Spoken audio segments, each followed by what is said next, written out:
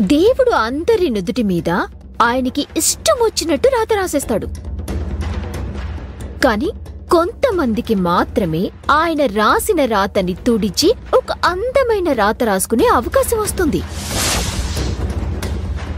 అభి అభి ఇప్పుడు నీకు అవకాశం వచ్చింది, దాన్ని నువ్వు వినియోగించుకోవడం లేదు.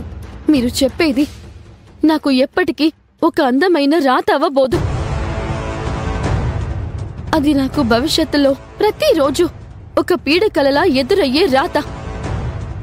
అది నాకు అవసరం లేదు.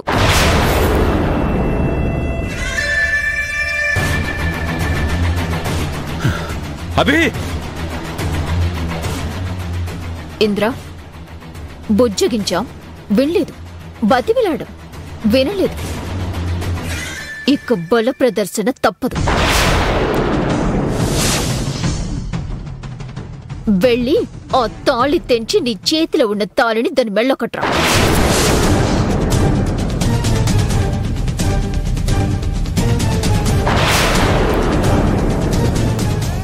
అభి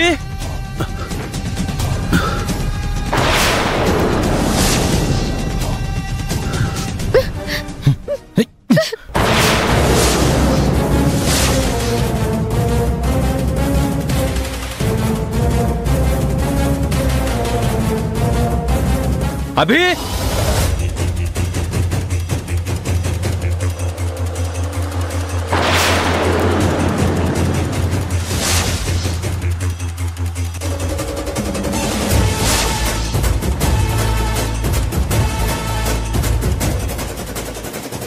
అభి, నన్ను పెళ్లి చేసుకోవడం తప్ప నీకు మరో మార్గం లేదు.